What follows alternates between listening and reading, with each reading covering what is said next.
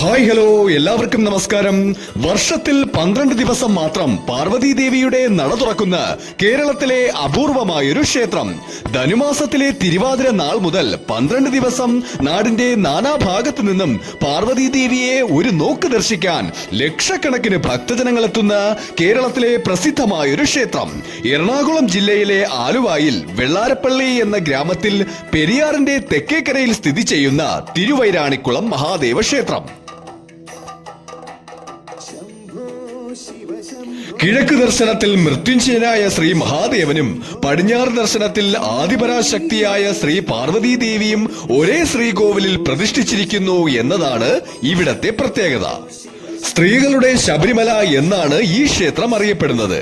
കാലങ്ങൾക്ക് മുമ്പ് പാർവതി ദേവിയുടെ നട നിത്യവും തുറന്നിരുന്നു. ഭഗവാന് വേണ്ടിയിരുന്ന നിവേദ്യം പാർവതി ദേവിയായിരുന്നു രഹസ്യമായി തയ്യാറാക്കിയിരുന്നത്.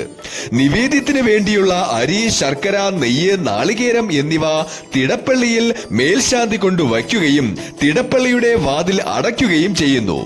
വാതിൽ അടച്ചു കഴിഞ്ഞാൽ ആരും രഹസ്യമായി അവിടെ നോക്കുക പോലും ചെയ്യരുത് എന്നായിരുന്നു നിയമം.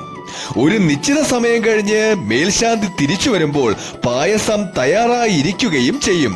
ഇത് എല്ലാവർക്കും വലിയൊരു അത്ഭുതമായിരുന്നു. എന്നാൽ അകവൂർ മനയിലെ ഒരു കാരണവർക്ക് ഇത് എങ്ങനെ സംഭവിക്കുന്നു എന്ന് കണ്ടുപിടിക്കുവാനുള്ള ആഗ്രഹം ഉടലെടുക്കുകയും മഹാദേവ ഭക്തനായ ആ കാരണവർ ഒരു ദിവസം നിശ്ചിത സമയം ആവുന്നതിന് മുമ്പ് ആ തിടപ്പള്ളിയുടെ വാതിൽ തുറക്കുകയും ചെയ്തു. അപ്പോൾ അദ്ദേഹം കണ്ടത് സർവാഭരണ വിഭൂഷിതയായി സർവചൈതന്യവും നിറഞ്ഞു നിൽക്കുന്ന പാർവതി ദേവി തിടപ്പള്ളിയിൽ നിവേദ്യം തയ്യാറാക്കുന്ന കാഴ്ചയാണ്. ഇത് കണ്ട പാർവതി ദേവി കോപിഷ്ഠയാവുകയും ഇനി എന്റെ സാന്നിധ്യം ഇവിടെ ഉണ്ടാകില്ല എന്ന് പറയുകയും ചെയ്തു. അങ്ങനെ കാരണവർ തനിക്ക് പറ്റിയ തെറ്റാണെന്നും ഇനി ഉണ്ടാകില്ല, ക്ഷമിക്കണം അമ്മേ എന്ന് പറയുകയും ദേവിയുടെ സാന്നിധ്യം ഇവിടെ ഉണ്ടാകണമെന്നും ഇവിടുന്ന് മടങ്ങിപ്പോകരുതേ എന്ന് അപേക്ഷിക്കുകയും ചെയ്തു. അങ്ങനെയാണെങ്കിൽ 12 ദിവസം ഞാൻ ഇവിടെ ഉണ്ടാകും എന്ന് പറയുകയും അത് ധനുമാസത്തിലെ തിരുവാതിര നാൾ മുതൽ 12 ദിവസം ഭക്തർക്കെന്നെ ദർശിക്കാം എന്ന് പറയുകയും ചെയ്തു. ശ്രീ മഹാദേവന് കുംഭമാസത്തിലെ തിരുവാതിര നാളിൽ 8 ദിവസത്തെ ഉത്സവം ആറാട്ടോടുകൂടി നടത്തിവരുന്നു.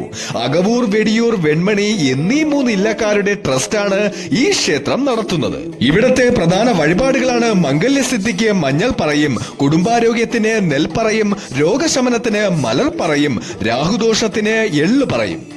ശ്രീ പാർവതി ദേവിയുടെ മുജന്മമായ ദക്ഷ പ്രജാപതിയുടെ പുത്രിയായ സതീദേവിയുടെ പ്രതിഷ്ഠയും ഇവിടെയുണ്ട്. ഈ നട എല്ലാ ദിവസവും തുറന്നിരിക്കും.